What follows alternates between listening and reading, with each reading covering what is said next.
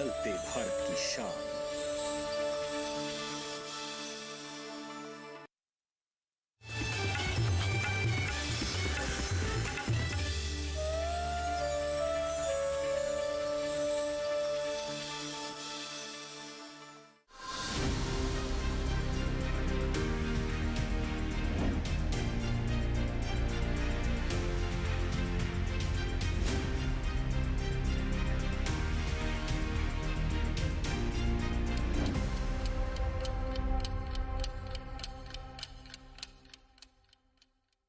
नमस्कार, दूरदर्शन किसान देख रहे हैं आप। कार्यक्रम विचार विमर्श में आप सभी का स्वागत है। मैं हूं आपके साथ पुलकित शुक्ला।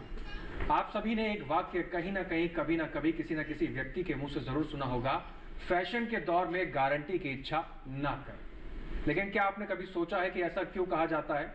ऐसा शायद इसलिए भी कहा जाता है क्योंकि आज किसी भी क्षेत्र का कोई भी उत्पाद क्यों ना हो, उसकी विश्वसनीयता, वो उत्पाद आपका कितना साथ देगा, आप पर उस उत्पाद का क्या प्रभाव पड़ेगा, इसकी विश्वसनीयता और इसकी पुष्टि शायद करना आज के समय में मुश्किल है। और यही बात अगर हम खेती किसानी या अपने खान पान के क्षेत्र में करें तो कहीं ना कहीं इसका असर देखने को मिल रहा है। आसपास अगर हम नजर डालें तो आज कहीं ना कहीं ज्यादातर लोगों में स्वास्थ्य संबंधित समस्याएं हो रही हैं। लेकिन इसका कारण क्या है? इसका कारण है आज का खान पान। आज का खान पान अगर हम देखें तो कहीं ना कहीं किसी भी तरीके से ज्यादा मात्रा में रसायन युक्त है, यानी कि केमिकल का ज्यादा इस्तेमाल किया जा रहा है। उससे स्वास्थ्य संबंधित समस्याएं उत्पन्न होती हैं। लेकिन इसका विकल्प क्या है? अब रसायन मुक्त खाना खाने के लिए हमें करना क्या पड़ेगा? इसके लिए विकल्प क्या है? तो अगर खेती किसानी के क्षेत्र में देखा जाए तो कहीं ना कहीं किसान भाई जो होते हैं हमारे, वो ज्यादा उत्पादन कम समय में लेने के लिए कहीं ना कहीं रसायनों का उपयोग भी ज्यादा करते हैं। अब ऐसे के लिए विकल्प क्या ढूंढना चाहिए हमें? तो ऐसे के लिए विकल्प है प्राकृतिक खेती। अब प्राकृतिक खेती से कैसे मिट्टी की गुणवत्ता को बेहतर किया जा सकता है, कम समय में अच्छा उत्पादन लिया जा सकता है, और प्राकृतिक खेती के क्या क्या फायदे हैं, ऐसे तमाम सवाल हमारे मन में आते हैं जब हम बात करते हैं प्राकृतिक खेती के बारे में। तो प्राकृतिक खेती को लेकर जो तमाम सवाल हमारे मन में हैं, उन सवालों के आज जवाब हम अपने कुछ खास मेहमानों से लेंगे विचार विमर्श के इस कार्यक्रम के माध्यम से। तो आज इस कार्यक्रम में कौन कौन से ऐसे विशेषज्ञ हैं जो हमारे साथ जुड़े हुए हैं, उन सभी का एक बार हम तारुफ करा देते हैं आप सभी से। हमारे साथ सबसे पहले आज डॉक्टर वंदना द्विवेदी जी जुड़ी हुई हैं। आप फॉर्मर एडिशनल कमिश्नर हैं ministry of agriculture and welfare से। आपका बहुत स्वागत है मैम। नमस्कार जी। इसके साथ ही हमारे साथ डॉक्टर गगनेश शर्मा जी हैं, डायरेक्टर हैं national centre for organic and natural farming से। सर आपका भी बहुत स्वागत है। और आखिरी में आज बेहद ही खास मेहमान हमारे साथ जुड़े हुए हैं, पद्मश्री से नवाजे गए भारत भूषण त्यागी जी, एक सफल किसान के रूप में भी इनको सभी जानते हैं। सर आपका भी बहुत स्वागत है। सभी को नमस्कार। तो आज का जो हमारा विषय है प्राकृतिक खेती। प्राकृतिक खेती के क्या क्या फायदे हैं, ऐसे तमाम सवालों के हम जवाब लेंगे। लेकिन प्राकृतिक खेती से कैसे स्वास्थ्य सुविधाएं बेहतर हो सकती हैं और तमाम सवालों के क्या जवाब रहेंगे, उसको जानने से पहले आज के इस विषय से जुड़े हुए एक विशेष रिपोर्ट पर नजर डाल लेते हैं।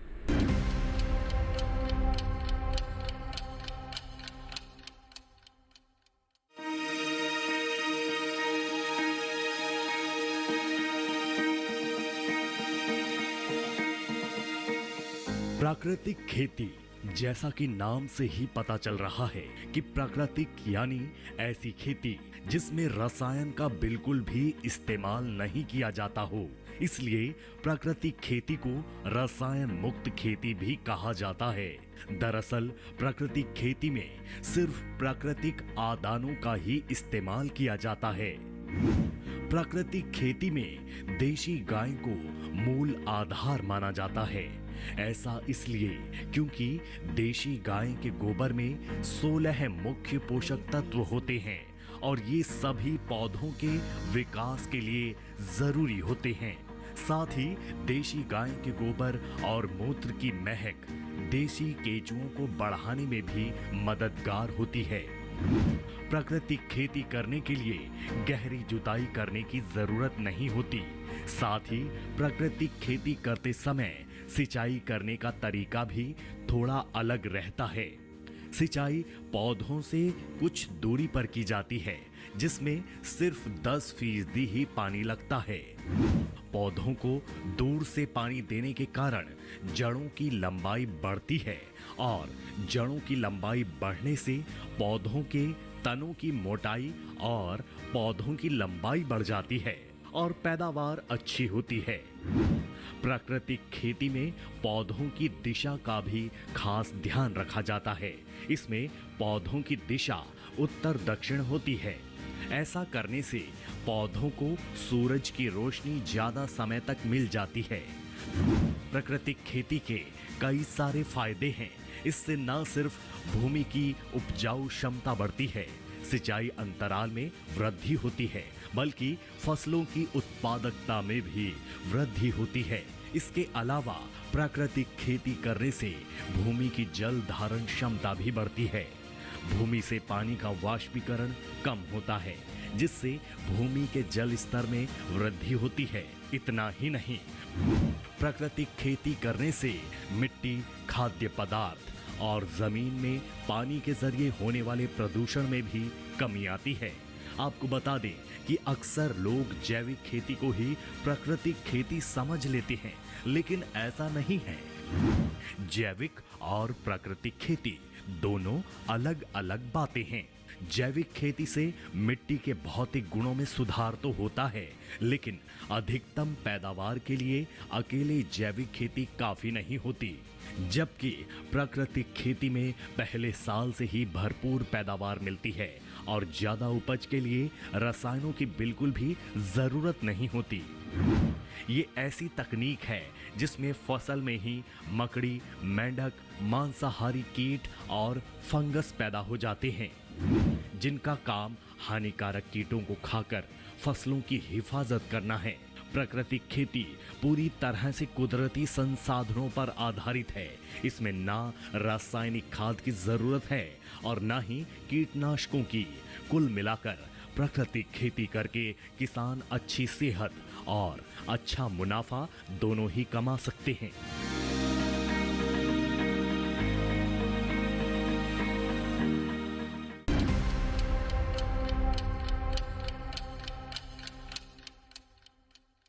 तो इस रिपोर्ट के जरिए आपने जानने की कोशिश की, लेकिन अब इसको और विस्तार से जानने के लिए अपने इस चर्चा को हम आगे बढ़ाते हैं और रुक करते हैं सबसे पहले डॉक्टर वंदना द्विवेदी जी की। डॉक्टर वंदना जी, आपसे हम जानना चाहते हैं कि प्राकृतिक खेती की मांग इस समय क्यों ज्यादा हो रही है और प्राकृतिक खेती हमें क्यों करनी चाहिए?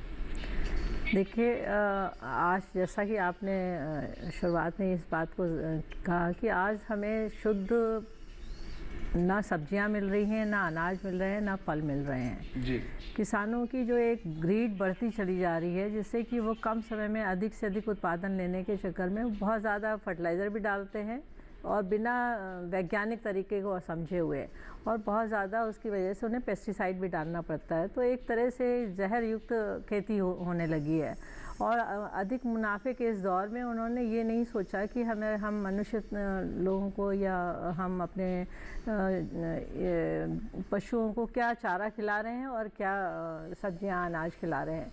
तो ऐसे समय में जबकि हमारी देश में मिट्टियां जो हैं वो सब बंजर होती जा रही हैं, उनकी जो उर्वरता है वो बहुत कम होती जा रही है और बहुत सारे पोषक तत्व एक साथ कम हो गए हैं, बहुत सारे माइक्रोन्यूट्रिएंट्स कम हो गए हैं, जिसकी वजह से मतलब ना तो इसकी लागत बढ़ती जा रही है, उत्पादन कम हो रहा है, और उसमें जो अवशेष रह जा रहे हैं उसकी वजह से उनकी गुणवत्ता ख़राब हो रही है, जो कि बहुत सारी बीमारियों को जन्म दे रही है। तो इस दौर में हमें प्राकृतिक खेती हो या जैविक खेती हो, इसकी बहुत आवश्यकता है, और यही एक समाधान है जिसकी वजह से हमारी देश की मिट्टियाँ भी स्वस्थ होंगी और स्वस्थ उपज भी मिलेगी और खुशहाल किसान और खुशहाल मानवता भी रह पाएगी। जी, तो प्राकृतिक खेती समाधान तो है, लेकिन डॉक्टर गगनेश जी, अगर मैं आपसे जानना चाहता हूँ कि प्राकृतिक खेती अगर समाधान है तो ये प्राकृतिक खेती समाधान किस प्रकार से है, और प्राकृतिक खेती मूल रूप से देखा जाए तो है क्या? जी बिल्कुल, जैसे कि वंदना मैडम ने कहा, डॉक्टर साहब ने बिल्कुल क्लियर किया कि रसायनों का अंधाधुंध प्रयोग करने की वजह से इसकी वजह से जो परेशानियां आई हैं, मृदा का स्वास्थ्य खराब हुआ है, न केवल मृदा का परंतु हमारे पशु पक्षी और हमारा जो एनवायरनमेंट है वो भी दूषित हुआ है, और हमारे जो और जो ह्यूमन बींग्स हैं, हम लोग हैं जो कंज्यूमर्स हैं खाने वाले, उनकी भी सेहत पे असर पड़ा है। तो अब इसका समाधान इस तरह से है, प्राकृतिक खेती को समझना बहुत ज़रूरी है कि प्राकृतिक खेती है क्या। प्राकृतिक खेती वह खेती है जिसमें हमें इंटीग्रेट करना है, जिसमें हमें तीन चीज़ों को इकट्ठा लेके चलना है। जैसे कि हम जैविक खेती भी करते हैं, जिसमें हम ऑर्गेनिक फर्टिलाइज़र्स, बायो फर्टिलाइज़र्स का प्रयोग करते हैं।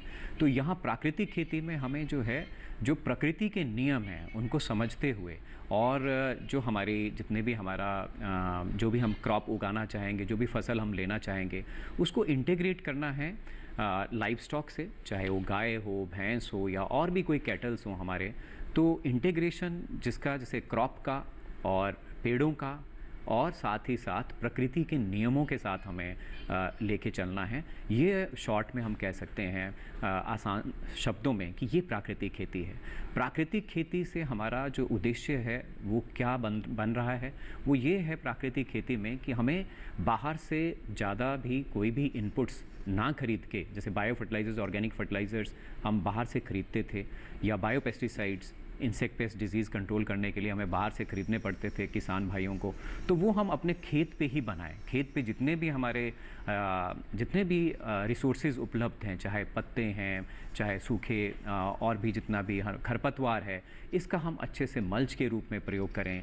और साथ ही साथ हम ऑन फार्म इनपुट्स बनाएं, जिसको हम कहते हैं जीवामृत, बीजामृत, घन जीवामृत। और ये गाय आधारित, सबसे बड़ा रिसोर्स तो हमारा गाय है। तो मैंने जैसे बताया शॉर्ट में आपको कि गाय या कैटल्स जो भी हैं हमारे पास, उसका गाय का गोबर, गौमूत्र, इसका इस्तेमाल करते हुए अच्छे से हमें खाद तैयार करनी चाहिए, जिसको हम जीवामृत कहते हैं, बीजामृत, घन जीवामृत। इन सब चीज़ों के साथ साथ हमें वैज्ञानिक ढंग से अच्छी प्रैक्टिसेस को अपनाते हुए, जो गुड एग्रीकल्चरल प्रैक्टिसेस हैं उनको अपनाते हुए हमें, और अपनी बायोडाइवर्सिटी को बढ़ाते हुए इस तरह से खेती करनी है ताकि हमारी लागत कम हो और हमें अच्छी उपज मिल पाए और वो सेहत के लिए बहुत अच्छी हो। तो इस तरह से हम प्राकृतिक खेती को देखते हैं, इस तरह से इसकी परिभाषा को हमें समझना है। जी, तो प्राकृतिक खेती को बेहतर तरीके से हमें समझाया डॉक्टर गगनेश जी। अब मैं रुख करूंगा पद्मश्री किसान हमारे साथ जुड़े हुए हैं भारत भूषण त्यागी जी। भारत भूषण जी, अगर मैं आपका रुख करूं और मैं आपसे जानना चाहता हूं, यहाँ बात इनपुट की हो रही है,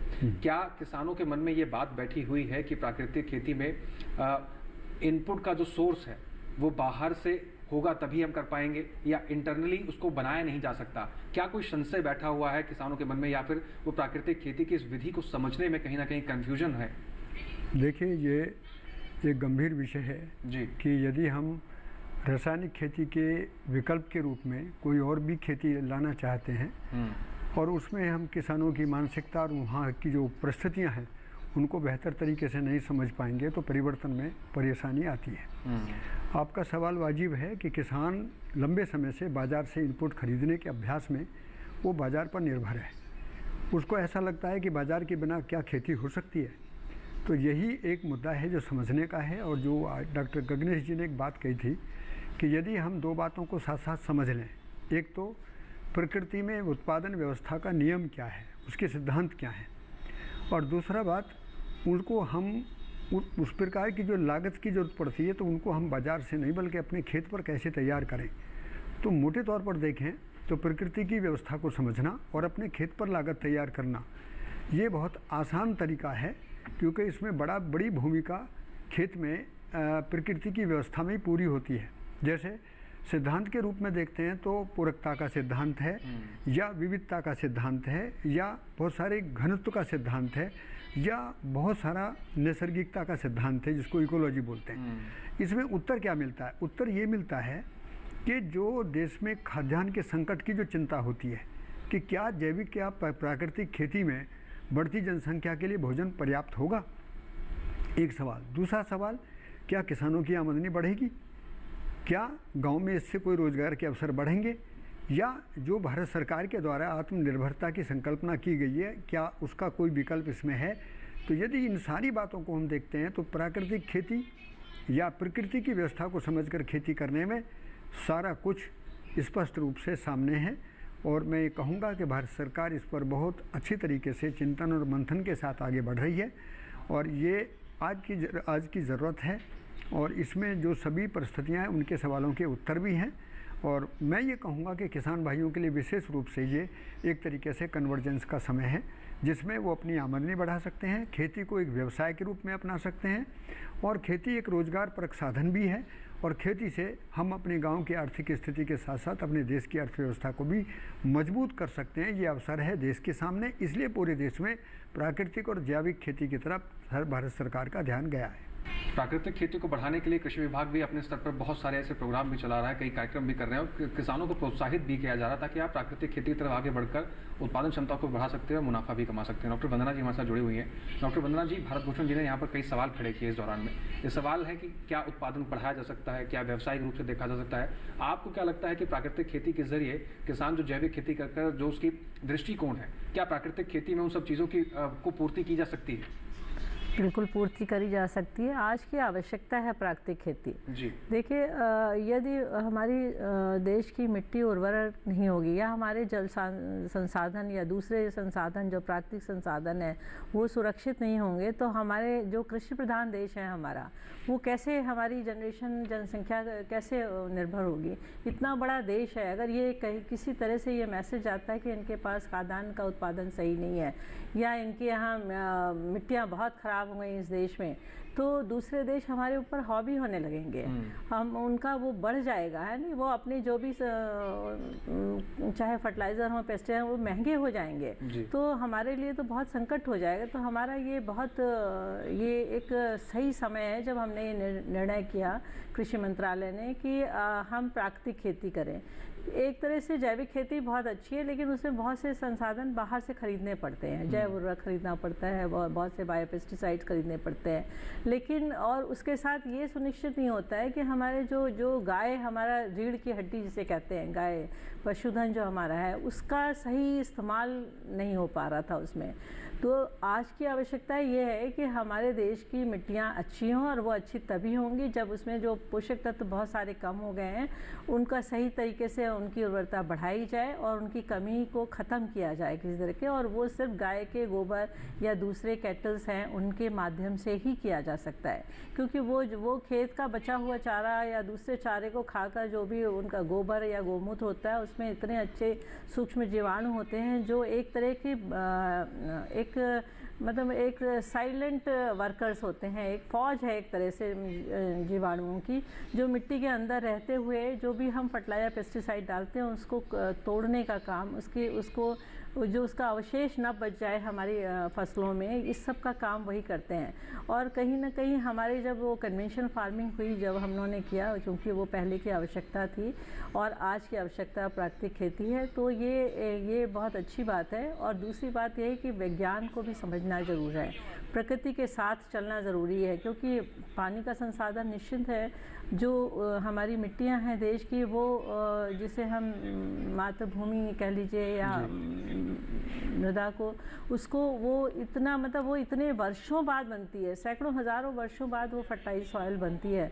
तो अगर हम उसको ऐसे ही ख़त्म करते जाएंगे या उनका इस तरह से इरोजन कराते जाएंगे, तो ये आने वाली समय के लिए बहुत बड़ी संकट खड़े होने वाला है। तो प्राकृतिक खेती करना बहुत आवश्यक है, और ये अच्छा एक विकल्प है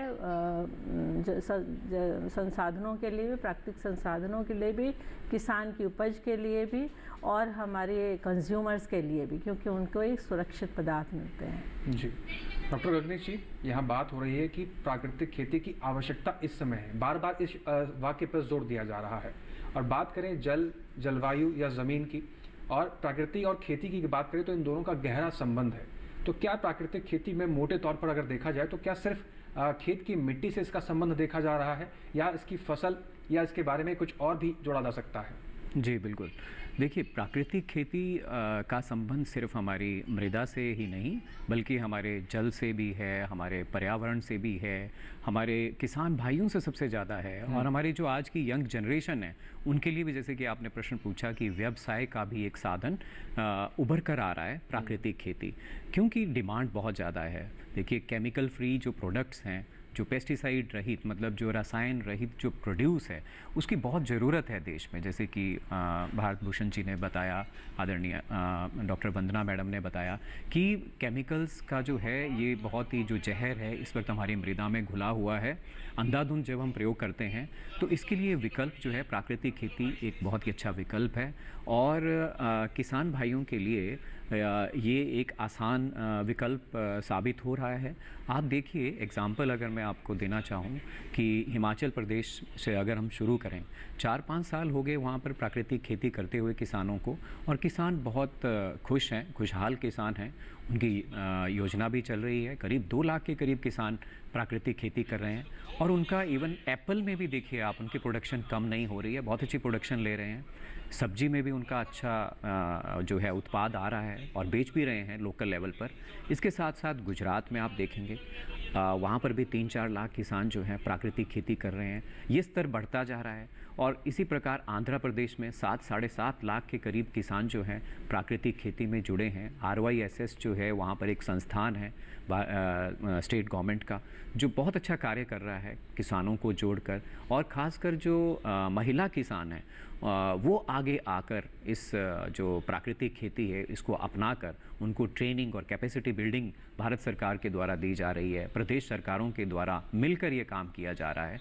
और इस प्रकार से ये प्राकृतिक खेती इस वक्त देश में उभर कर आगे आ चुकी है, और बहुत से ऐसे एग्जाम्पल्स हैं किसान भाइयों के देश में अलग अलग जगहों से, चाहे आप साउथ से ले लीजिए, केरल को आप बात कर लीजिए, आसाम ले लीजिए, या आप नॉर्थ ईस्ट के बहुत से स्टेट्स को ले लीजिए, उत्तर प्रदेश, उत्तराखंड भी इसमें, मध्य प्रदेश भी इसमें आगे आ रहा है प्राकृतिक खेती में। तो करीब 14-15 लाख किसान इस वक्त जो हैं वो प्राकृतिक खेती से जुड़े हुए हैं, और कहीं ना कहीं जो हमारी राज्य सरकारें हैं वो उनका भी बहुत अच्छा इस तरफ जो है रुख है, और वो उनके भी अपने अपने स्टेट मिशन चल रहे हैं प्राकृतिक खेती के ऊपर। भारत सरकार भी अपना एक बहुत बड़ा नेशनल मिशन लेके आ रही है आगे, और इस मिशन में सभी के सभी जो किसान हैं उनको क्लस्टर में जोड़ा जाएगा।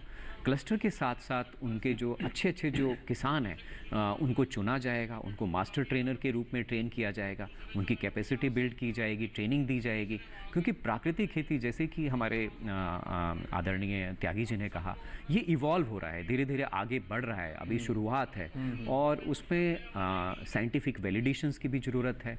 और जो हमारे ICAR है उनके भी संस्थानों के द्वारा जो है, जैसे Indian institute of farming system research Modipuram है, उनके द्वारा भी 2-3 साल हो गए हैं, वैलिडेशंस चल रही हैं कि जीवामृत, बीजामृत जो ऑन फार्म इनपुट्स हैं उनका क्या इफ़ेक्ट है, क्या साइंटिफिक रिजल्ट्स अच्छे आ रहे हैं, ये भी शोध जो है कार्य चल रहा है साथ साथ।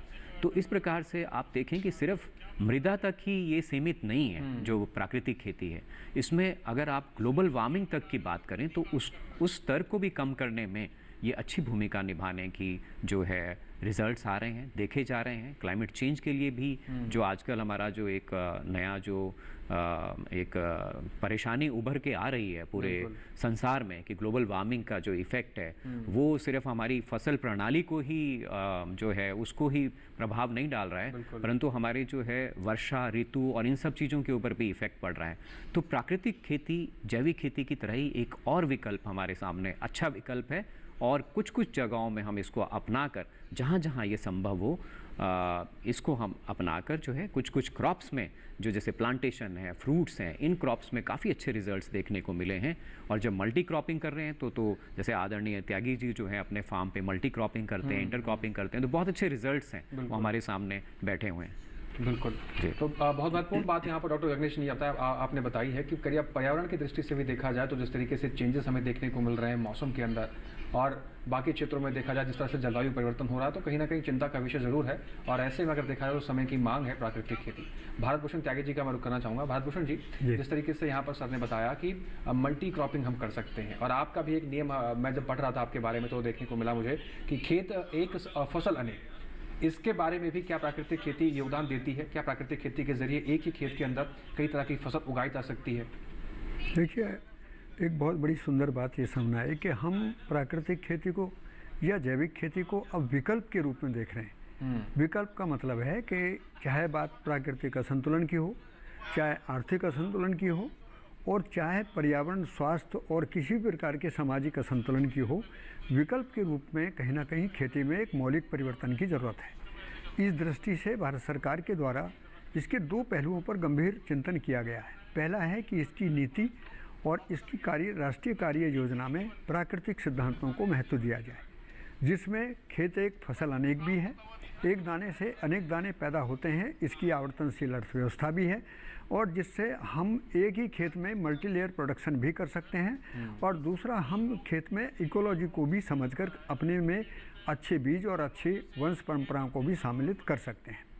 लेकिन एक बड़ी बात ये आती है कि क्या खेती केवल उत्पादन तक ही सीमित है, बिल्कुल, या हम उत्पादन से आगे भी इसको देखें। तो यहाँ मेरा देश के किसान भाइयों से भी एक निवेदन है कि यदि हम केवल उत्पादन तक इसको देखेंगे तो अभी तक हमारा अभ्यास था कि हम बाज़ार से इनपुट लाएंगे, खेत में डालेंगे और बाज़ार में बेच कर आएंगे।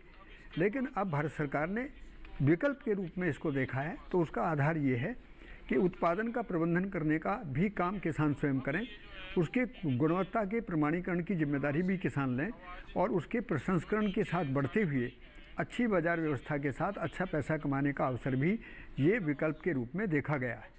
भारत सरकार ने तो इसको सहकारिता के साथ जोड़ दिया है कि सहकारिता के आधार पर हम पूरे देश में जैविक खेती को भी एक बहुत बड़ा प्लेटफार्म दे सकते हैं।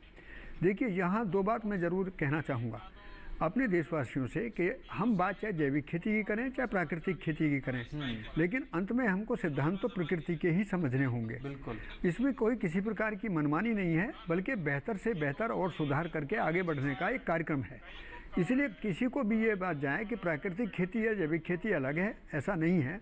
ये राष्ट्रीय कार्यक्रम है और पहले से और अच्छा करने की तरफ हम आगे कैसे बढ़ेंगे, विकल्प के रूप में हमने इसको लिया है। और यहाँ पर मैं एक और भी निवेदन करूँगा कि जो खेत एक फसल अनेक का सिद्धांत है, वो केवल खेत और एक और फसल अनेक नहीं है, उसमें दूरी का नियम, space management, time management, seed management, labour management, अर्थात अब खेती हम किसी परंपरागत ढोने की बात नहीं है, अब हम इसको साइंटिफिक वैलिडेशन के साथ आगे बढ़ेंगे तो निश्चित रूप से जो वंदना मैडम ने कहा था कि अंतर्राष्ट्रीय स्तर पर भी गुणवत्ता युक्त उत्पादन और अपने देश के लिए भी भरपूर खाद्यान्न के जो भंडार हैं वो हमारे भरे हों, ये भी हमको सोचने का विषय है। तो इसलिए विकल्प के रूप में हम इस रसायन मुक्त खेती का जितना भी प्रकल्प हम देख रहे हैं उसमें देश के सभी लोगों को एकजुट होने की ज़रूरत है। और अंत में देशवासियों से भी मेरा एक निवेदन है कि जिस प्रकार से हमने हरित क्रांति को परिस्थितियों से जूझने के साथ साथ एक अभियान, राष्ट्रीय अभियान बनाया था, जिसमें वैज्ञानिक भी शामिल थे, नीतिकार भी शामिल थे, हमारे देश का व्यापारी वर्ग भी उसमें शामिल था, किसान भी उसमें शामिल थे और अनेक सामाजिक संगठन उसमें शामिल थे। आज पुनः हमको ज़रूरत है कि सभी एक साझा प्रयास के रूप में इस खेती को लेकर आगे बढ़ेंगे तो ये अभियान सफल होगा और राष्ट्र की आत्मनिर्भरता का जो एक विकल्प मन में उभर कर आया है कि ये देश कैसे आर्थिक रूप से समृद्ध होगा, गांव समृद्ध होंगे तो राष्ट्र समृद्ध होगा। और मैं तो अंत में एक छोटा सा वाक्य कहूँगा कि जो अभी तक हमने खेती को कहीं लीनियर इकोनॉमी में फंसा दिया था, अब हम उसको सर्कुलर इकोनॉमी की तरफ लेके चल रहे हैं और देश में इसके ऊपर बहुत विचार हो रहा है। राष्ट्रीय जैविक और प्राकृतिक खेती केंद्र बड़ी निष्ठा के साथ इसमें लगे हैं और जितने भी पुरातन मैं देख रहा हूँ कि सभी ने इसमें प्रयास किया है। मैं हृदय से बहुत खुश हूँ और देश सही दिशा में करवट ले रहा है। बिल्कुल, यहाँ बहुत महत्वपूर्ण बात आपने यहाँ भागभूषण त्यागी जी आपने कही है कि ग्रामीण आर्थिकी को मजबूत करना बहुत आवश्यक है। तो कहीं ना कहीं अगर देखा जाए तो ग्रामीण आर्थिकी ही भारत की एक रीढ़ की हड्डी के तौर पर काम करती है और जब ग्रामीण आर्थिकी मजबूत होगी तभी हमारा किसान मजबूत होगा और किसान मजबूत होगा तो वो अच्छा उत्पादन भी ले पाएगा।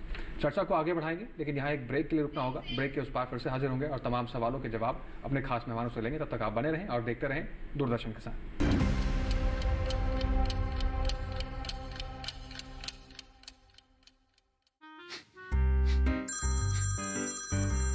आपका केवाईसी अपडेट करना है, नहीं तो अकाउंट और एटीएम कार्ड ब्लॉक हो जाएगा। सावधान सावधान, 2.5 करोड़ का इनाम मुझे। देखिए, अनजाने कॉल्स, फर्जी ईमेल्स, लिंक्स और जाली ऐप से अपना पिन, ओटीपी, पासवर्ड कभी भी किसी के साथ शेयर न करें। आप रहेंगे सावधान तो नहीं होगा नुकसान। आरबीआई कहता है जानकार बनिए, सतर्क रहिए।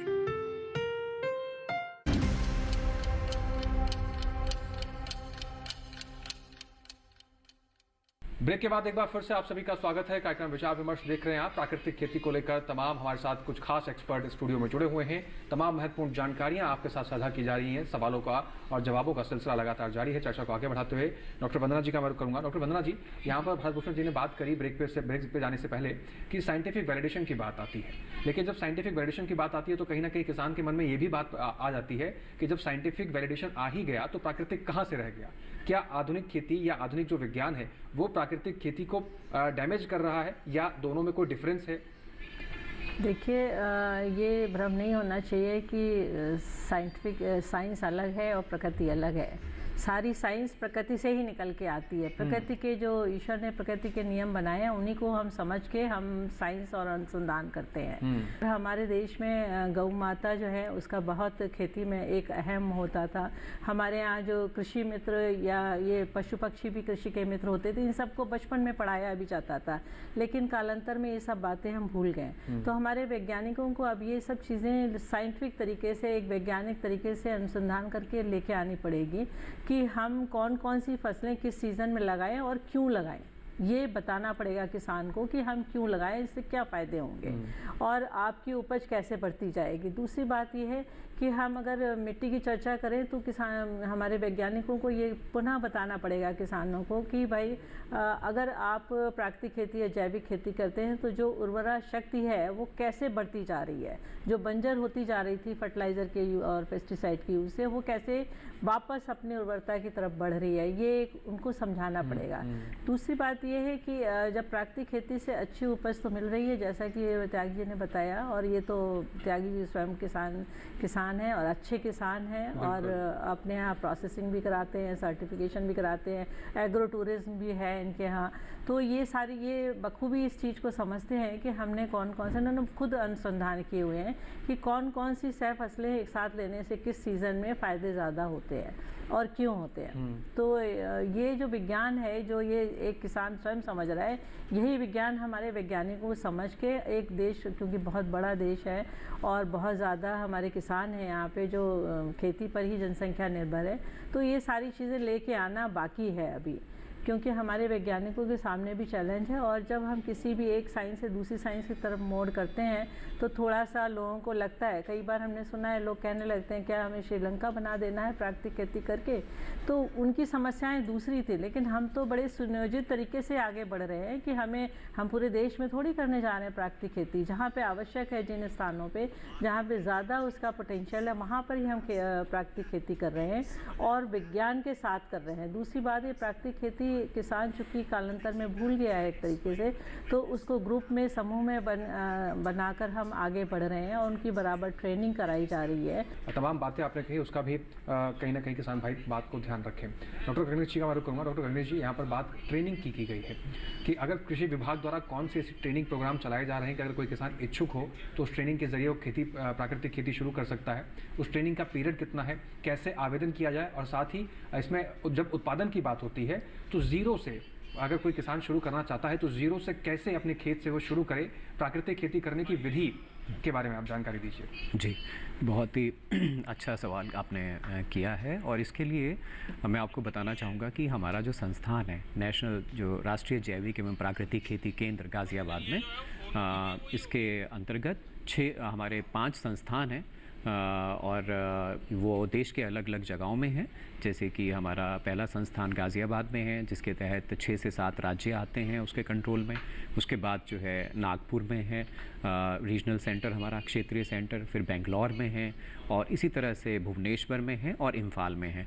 तो ये सभी हमारे जितने भी राष्ट्रीय एवं क्षेत्रीय जैविक खेती केंद्र हैं, यहाँ पर जो हमारे मिनिस्ट्री ऑफ एग्रीकल्चर है वो हमें एक्शन प्लान के तहत कैपेसिटी बिल्डिंग कराने के लिए कुछ ट्रेनिंग्स जो हैं वो हमें दी जाती हैं और ये ट्रेनिंग्स का जो है फ्री हैं सबके सब किसान भाइयों के लिए।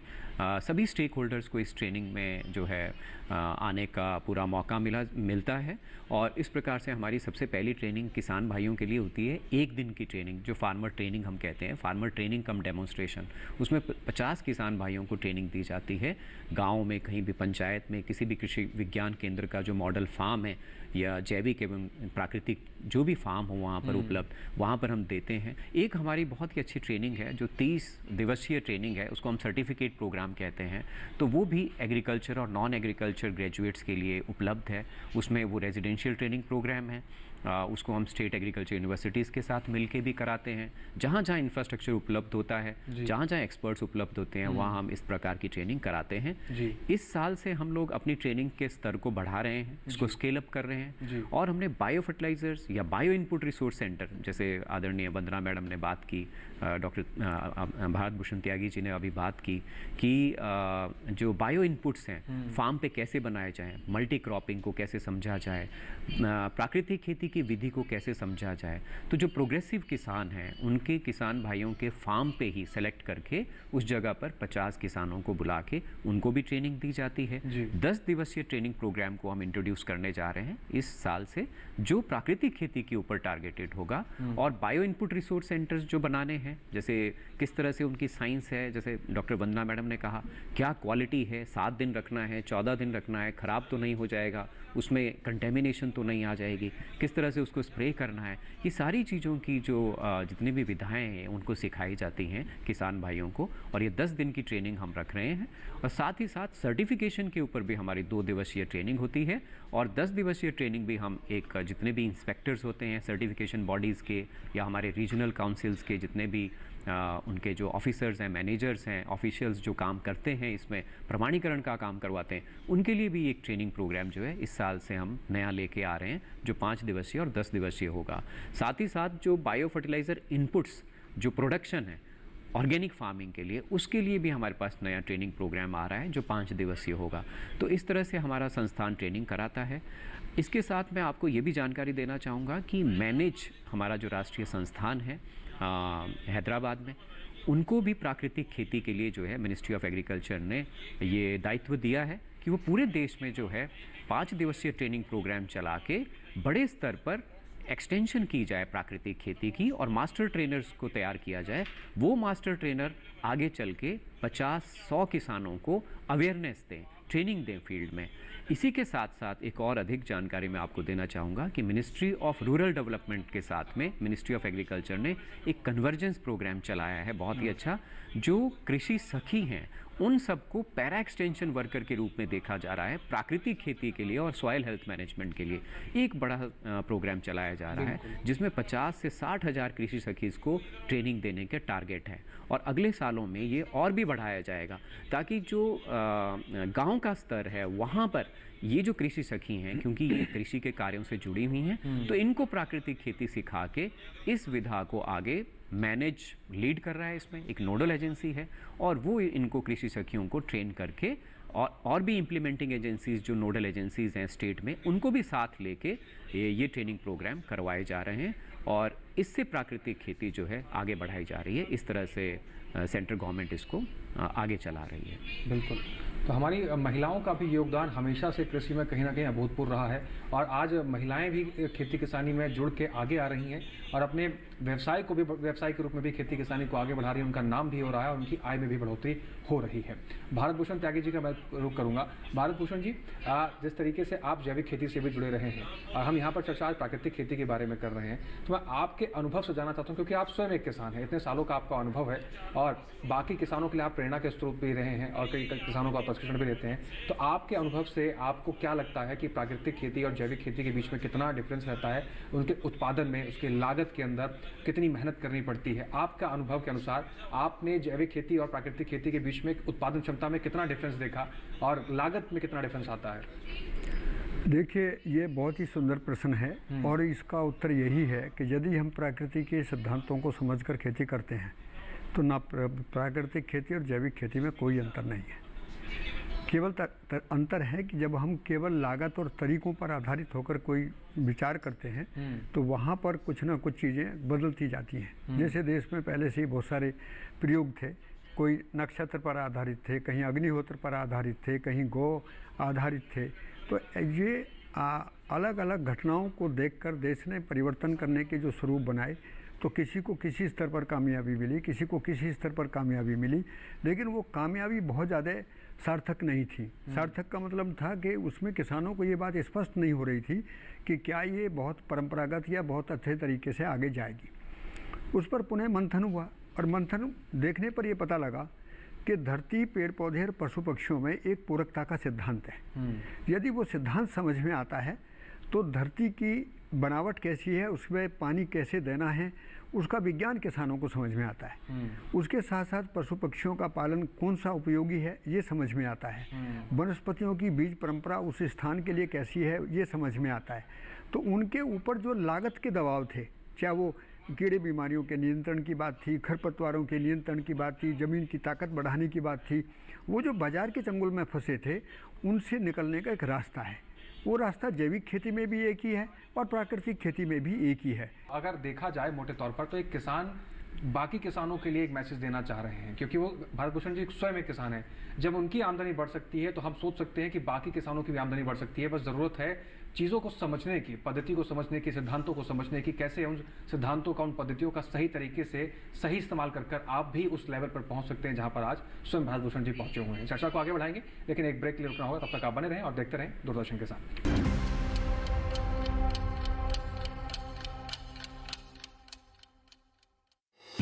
आपकी सुरक्षा है हमारे लिए बहुमूल्य, इसलिए जब भी लें एलपीजी सिलेंडर जरूर कराएं प्री डिलीवरी जांच।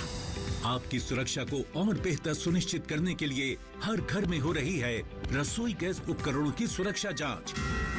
अगर सुरक्षा होस खराब हो तो तुरंत बदलवाएं। आपातकालीन स्थिति में कॉल करें 1906। स्वच्छ ईंधन का वादा, सुरक्षित रसोई का इरादा।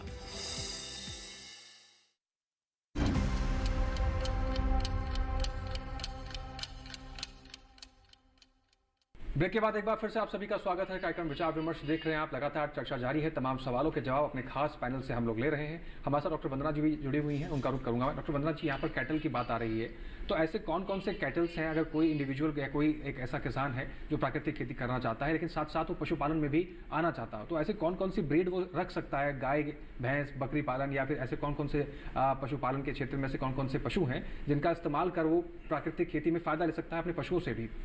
देखिए, प्राकृतिक खेती करने के लिए किसी कोई भी कैटल हो सबसे की जा सकती है, लेकिन अगर देसी गाय है तो बहुत ही उत्तम है, क्योंकि जो हमारे देश की पहली जो ब्रीड थी हमारी देसी गाय है उसकी क्वालिटी का बहुत अच्छी है। उसके गोबर की गुणवत्ता हो या यूरिन की गुणवत्ता हो या दूध की गुणवत्ता हो, बहुत उच्च क्वालिटी की है। तो ये तो बहुत अच्छा है। अगर सोने में सुहागा जैसे कहते हैं, अगर देसी गाय से की जा रही है प्राकृतिक खेती, लेकिन किसी भी उससे की जा सकती है। बस हमें मैंने जैसा कि पहले भी कहा कि हमें एक वैज्ञानिकों का इंटरवेंशन चाहिए कि वो जो उत्पाद बने गोबर और गौमूत्र से और विभिन्न जो हमारे औषधि पौधे हैं उनके माध्यम से, वो उसकी क्वालिटी क्या होनी चाहिए। और बिना ज़्यादा कुछ किए हुए हम जैसे जो हमारी देसी गाय है उसका उत्पाद बनाते हैं तो बेहतर है कि क्वालिटी अच्छी होगी, लेकिन दूसरों के जो कैटल्स हैं उनके माध्यम से अगर बनाते हैं, उनके गोबर और गौमूत्र का इस्तेमाल करके बनाते हैं, तो उस क्वालिटी को एट पार उसके बराबर कैसे लाया जाए, ये एक बहुत बड़ा मुद्दा है। क्योंकि देश में हर जगह देसी गाय नहीं होती, हर जगह अलग अलग है। देसी गाय का उत्पादन कम होता है, दूध का उत्पादन कम होता है, तो किसान भैंस भी रखता है। और जैसे हमारे पूर्वोत्तर के राज्य हैं वहाँ पे मुथुन होता है, तो क्या वो प्राकृतिक खेती नहीं कर सकते? वो भी करेंगे प्राकृतिक खेती और कर रहे हैं। बस सवाल ये है कि हम उस गुणवत्ता को, उसकी रिक्वायरमेंट जो मापदंड हैं उसको सुनिश्चित करने की ज़रूरत है। तो ये इस्तेमाल किया जा सकता है और ये हमारे वैज्ञानिक इसमें सहयोग करने के लिए आगे बढ़ रहे हैं और बहुत जल्दी इस बात को लेके आएंगे। तो ये एक बात हम ये कहना चाहते हैं कि जो हमारा प्राकृतिक खेती, जैसा कि त्यागी साहब ने बताया कि जो उत्पाद है उसको मार्केट में हम कैसे एक अच्छे तरीके से लेके आएँ, क्योंकि जो कंज्यूमर है उसको भी एक कॉन्फिडेंस होना चाहिए कि जो उत्पाद इस नाम से बिक रहे हैं, ऑर्गेनिक है या जैविक प्राकृतिक है, इसका एक सर्टिफिकेशन होना चाहिए और उस सर्टिफिकेशन के माध्यम से आना चाहिए, प्रॉपर पैकेजिंग होके आना चाहिए। और सरकार ने जो एक FPO का प्रोग्राम चलाया, वो बहुत सारे FPO भी के माध्यम से हम इसकी मार्केटिंग कर सकते हैं कि ताकि एक लगातार मार्केट में सप्लाई का क्रम जारी रह सके। तो ये सारे मुद्दे हैं जिन पर बहुत अच्छे से ध्यान भी दिया जा रहा है और आवश्यकता है, जैसा कि त्यागी जी ने कहा कि एक बताने की ज़रूरत है किसान को कि जैविक करना है या प्राकृतिक करना है, ये क्या एक सही नाम उसको दिया। ये मुझे लगता है ये बहुत अच्छा वो है कि हमें एक सही तरीके से किसानों के सामने आना चाहिए कि हम भ्रमित ना हो, क्योंकि जो जैविक खेती पर भी बहुत काम सरकार ने किया और बहुत अच्छे तक हुआ, बहुत एक्सपोर्ट भी हो रहा है, बहुत से ब्रांड्स भी आए हैं और काफ़ी किसान भी इससे जुड़े हुए हैं। तो इसलिए ये एक थोड़ा सा इसमें कार्य करने की ज़रूरत है सरकार की तरफ से भी। और मुझे लगता है बहुत जैसे ही वैज्ञानिकों के रिजल्ट्स आएंगे और नई जो इसके पैकेज और प्रैक्टिसेस होते हैं कि हमारे हर देश की मिट्टियाँ अलग हैं, हर देश की मिट्टी की मोटाई गहराई अलग है, पानी का उपलब्धता अलग अलग है, वातावरण अलग है और फसलें भी इसीलिए अलग अलग हैं। तो जो एक जैव विविधता हमारे यहाँ है वो उन सब की वजह से इसके पैकेज और प्रैक्टिसेस हैं इनके डेवलप कर रहे हैं। और हमारे वैज्ञानिक जो कृषि विज्ञान केंद्र के जैसा बताया कि 425 कृषि विज्ञान केंद्र इसमें जुड़े हैं जो ऑन फार्म ऑफ फार्म इसके डिमॉन्स्ट्रेशन लगाकर ट्रेनिंग भी कर रहे हैं और पैकेज और प्रैक्टिस भी डेवलप करने के लिए कर रहे हैं। तो ये हमें ये सब कार्य चल रहा है, बहुत शीघ्र ही ये सब किसानों के सामने आ जाएगा। जी, तो यहाँ पर आपने एफपीओ के बारे में जिक्र किया। कहीं ना कहीं एफपीओ भी एक बहुत अच्छा उदाहरण के रूप में अगर देखा जाए तो कई क्षेत्रों में काम कर रहा है। और कृषि के क्षेत्र में हम देखें तो बीते सालों में अभूतपूर्व बदलाव हुए हैं। कई क्षेत्रों में भारत ने एक माइलस्टोन साबित किया, चाहे मछली उत्पादन हो, चाहे दूध उत्पादन हो। हम देखते हैं इसके अंदर कितना तेजी से भारत ने यहाँ पर ग्रोथ किया और कहीं ना कहीं विदेशों में भारत का आज कृषि क्षेत्र में डंका भी बज रहा है। डॉक्टर गगनेश जी, मैं आपका रुख करूँगा। बात यहाँ पर किसानों के मन में कहीं ना कहीं ये भी रहती है कि अगर हम प्राकृतिक खेती कहते हैं, क्योंकि जैसे भारत भूषण जी ने कहा कि दोनों को हमें ज़्यादा डिफरेंस के बीच में नहीं देखना चाहिए, सिद्धांतों का फ़र्क है सिर्फ, और किस तरीके से उसके प्रिंसिपल्स हैं इसमें भी अंतर देखा जाता है। लेकिन जब प्राकृतिक खेती करने की बात आती है तो कहीं ना कहीं किसानों के मन में संशय होता है कि मेरे फसल में कीट ना लग जाए, रोग ना लग जाए और मैं क्या उतना उत्पादन ले पाऊँगा। तो क्या प्राकृतिक खेती में भी उतने रोग और उतने कीट लगने की संभावना होती है? उसके बचाव क्या है? दूसरा, जो उस उत्पादन से जो फसल निकलती है उस फसल की गुणवत्ता कितनी बेहतर रहती है? और कहीं ना कहीं उनसे ये भी रहता है कि अगर हम रसायनों का प्रयोग करेंगे तो गुणवत्ता बढ़ जाएगी। दूसरा, इसमें ये मैं आपसे जानना चाहूँगा कि कौन कौन सी ऐसी फसल हैं जो प्राकृतिक खेती में लगा सकती हैं? सभी सब्जियां लगाई जा सकती हैं, सभी फल लगाए जा सकते हैं, सभी जो पारंपरिक फसलें थी अपनी गेहूँ, चावल, बाजरा या मोटे अनाज हैं, ये सब क्या इसमें किए जा सकते हैं? जी, प्राकृतिक खेती में आप कोई भी फसल लगा सकते हैं। वैसे जो शोध के द्वारा जो भी वैलिडेशंस चल रही हैं, जो साइंस की अगर हम बात करें, पैकेज ऑफ प्रैक्टिसेस की, जैसे डॉक्टर वंदना मैडम ने अभी कहा और जैसे त्यागी जी का कहना है, सिद्धांत तो एक ही है, प्रैक्टिसेस अलग अलग हैं। तो इस वक्त जो शोध चल रहे हैं देश में 20 सेंटर्स में शोध किए जा रहे हैं। जो Indian institute of farming system research है वो वैलिडेशंस की तरफ चल रहा है और प्राकृतिक खेती में काफ़ी अच्छी रिसर्च के रिज़ल्ट जो हैं वो आए भी हैं। 2 साल हो गए, तीसरा साल चला हुआ है। तो 2 साल 3 साल के जो रिज़ल्ट आए हैं प्राकृतिक खेती में, उसके आधार पर अगर मैं आपसे अपने विचार रखना चाहूँगा कि उनका शोध का ये कहना है, जो शोध चल रहा है कि जितने भी हमारे मिलेट्स हैं, अगर मिलेट्स के ऊपर हम प्राकृतिक खेती को अपनाएं अच्छे से और मिलेट्स लगाए जाएं तो मिलेट्स में प्रोडक्शन जो है वो बहुत अच्छा आ रहा है। जब हम प्राकृतिक खेती के जो कंपोनेंट्स हैं, प्राकृतिक खेती को अपनाकर प्राकृतिक खेती की प्रैक्टिसेस को अगर किसान भाई अपनाएं और मिलेट्स की तरफ चलें, बहुत अच्छा रिजल्ट्स आ रहे हैं। मिलेट्स में अच्छी प्रोडक्शन आ रही है। और जैसे कि डॉक्टर वंदना मैडम ने कहा कि गाय, जो हमारी देसी गाय है, उसके ही जो गोबर है उसकी गुणवत्ता अच्छी है और जो काव यूरिन है, क्योंकि जीवामृत, बीजामृत जो बेसिक जो इनपुट्स हैं जो प्राकृतिक खेती में किसान भाइयों को अपनाने हैं, वो अगर देसी गाय के ही से जो इंग्रेडिएंट जो गोबर है और ये गौमूत्र है उससे बनाया जाए तो बहुत अच्छी गुणवत्ता आ रही है और उससे जल्दी रिजल्ट्स भी अच्छे मिल रहे हैं। साथ ही साथ जो पूरे देश में, जैसे मैंने आपको बताया कि हिमाचल है, हिमाचल से शुरू किया जाए तो वहाँ पर फ्रूट ट्रीज़ में बहुत अच्छे रिजल्ट आए हैं। जो पेरेनियल हमारी क्रॉप्स है उसमें बहुत अच्छे रिजल्ट्स आए हैं। और मध्य प्रदेश है हमारा और केरल है, वहाँ प्लांटेशंस में बहुत अच्छे रिजल्ट आए हैं।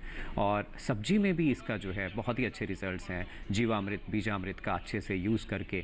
तो बिल्कुल एक क्विक रिजल्ट मिलते हैं। इवन भारत भूषण त्यागी जी के तो यहाँ गन्ने का भी फसल जो है बहुत अच्छी उनको मिल रही है। इवन उन्होंने तो गेहूं और राइस में भी, हमारा गुरुकुल फार्म है, बहुत अच्छा फार्म है जहाँ हम प्राकृतिक खेती के लिए लोगों को ट्रेनिंग के लिए विज़िट कराए जाते हैं, एक्सपर्ट्स भी वहाँ पर विज़िट करते हैं। कुरुक्षेत्र में एक फार्म है जो नेचुरल फार्मिंग कर रहे हैं। पहले वो जैविक खेती भी करते थे, अब वो प्राकृतिक खेती के नियमों के आधार पर सब खेती को उन्होंने अपनाया है। उनके राइस में भी रिजल्ट्स बहुत अच्छे आ रहे हैं। तो ये डिपेंड करता है आपके फार्म के ऊपर। अब आप छोटे किसान हैं, अगर आपके पास गाय नहीं है तो क्या आप रुख कर सकते हो किसी एंटरप्रेन्योर के पास, जिसके पास जो है कलेक्शन सेंटर बना हुआ है, जिसको हम बायो इनपुट रिसोर्स सेंटर कह सकते हैं। वहाँ से वो सुनिश्चित करें कि उनको जीवामृत बीजामृत मिल जाए। अगर गाय नहीं है, कैटल नहीं है उनके पास में, तो इस तरह से हर एक जगह में भी इसको अपनाया जा सकता है, हर एक जगह में किया जा सकता है। अगर ये सुनिश्चित हो जाए कि कहीं पर कोई गौशाला है, वहाँ से सोर्स किया जाए इन सभी चीज़ों को, जो गाय का गोबर है, गौमूत्र है, और तब जाके ये बायो इनपुट रिसोर्स सेंटर जो हैं 15-20 दिनों में किसान भाइयों तक क्विकली पहुँच भी जाएं, मतलब 5-6 दिनों के अंदर, क्योंकि इनकी जो है क्वालिटी डिटेरियोरेट भी हो जाती है अगर 10-15 दिन से ज़्यादा हो। तो ये सारे विचार हैं छोटे छोटे जो पूरी की पूरी क्वालिटी के ऊपर फिर को बताते हैं कि किस तरह से गुणवत्ता जो है आएगी हमारी फसल में। रही बात दूसरी की, जो आपने प्रश्न किया कि इसकी गुणवत्ता का क्या होगा, कि केमिकल फर्टिलाइज़र्स अगर हम डालते हैं तो वहाँ बैलेंस न्यूट्रिशन की बात होती है, सारे के सारे तत्व मिल जाते हैं। क्या प्राकृतिक खेती, जैविक खेती, यहाँ पर भी ऐसा ही होता है? बिल्कुल। यहाँ पर जो शोध जो आ रहे हैं सामने, उसमें ये रिजल्ट्स आ रहे हैं कि अगर हम प्राकृतिक खेती और जैविक खेती को अपनाते हैं तो पूरे के पूरे न्यूट्रिएंट्स जो हैं वो नेचुरल फॉर्म में हमें जो है मिलते हैं। जैसे कि डॉक्टर वंदना ने पहले बताया कि जो लॉक्ड न्यूट्रिएंट्स हैं, जो कि मृदा में पहले ही पड़े हुए हैं, ऑर्गेनिक कार्बन अगर हमारी इम्प्रूवमेंट हो गई है, जो कि फूड है माइक्रोब्स के लिए, जीवाणुओं के लिए, और जीवाणु जब उस फूड के ऊपर फीड करते हैं तो एटमॉस्फेरिक नाइट्रोजन फिक्सेशन को भी बढ़ावा मिलता है। जब मिलियंस और ट्रिलियंस में ये सारे जो जितने भी जीवाणु हैं बढ़ते हैं, तो सारे के सारे न्यूट्रिएंट्स, चाहे वो नाइट्रोजन हो, फास्फोरस हो, पोटेशियम हो, या कोई भी जितने भी माइक्रो न्यूट्रिएंट्स हैं और भी जितने भी वाइटल न्यूट्रिएंट्स हैं, ये सारे प्राकृतिक ढंग से उपलब्ध होते हैं और पौधे को जितनी ज़रूरत है उस हिसाब से पौधा इसको लेता है और उसके बाद में बहुत अच्छा, शॉर्ट अगर हम समझे तो कहीं ना कहीं गुणवत्ता से कोई कॉम्प्रोमाइज नहीं होता, जो एक संशय का विषय लोगों में बना रहता है, किसान भाइयों में बना रहता है। भारत भूषण जी, यहाँ पर गन्ने की खेती की अगर बात करें हम, तो आपने डॉक्टर गंगेश जी ने बताया भी कि गन्ने की खेती के बारे में आप कर रहे हैं, क्योंकि आप प्रशिक्षण भी दे रहे हैं। तो जो किसान भाई हमें देख रहे हैं, अगर वो गन्ने की खेती प्राकृतिक विधि से करना चाहते हैं तो उनके लिए आप क्या प्रशिक्षण देंगे? देखिए, बहुत सरल सी बात है कि मैं देखता हूँ उत्तर भारत और कहीं ना कहीं पूरे देश में जगह जगह गन्ने की बेल्ट है, और एकल फसल प्रणाली में वो बेल्ट सीधी कहीं ना कहीं किसी कंपनी से जुड़ी है, और उसमें वो बार बार कुछ तकलीफें भी वहाँ आ रही हैं, बीमारियाँ बढ़ रही हैं, उत्पादन भी कम हो रहा है और क्वालिटी का प्रोडक्शन भी नहीं है। तो हमने जब ये इसको प्राकृतिक विधि से इसको अपनाया तो पता लगा कि एक निश्चित समय पर हम खेत एक फसल अनेक के सिद्धांत पर गन्ने के साथ में लहसुन लगाते हैं, गन्ने के साथ प्याज लगाते हैं और गन्ने के साथ बाद में हल्दी लगाते हैं।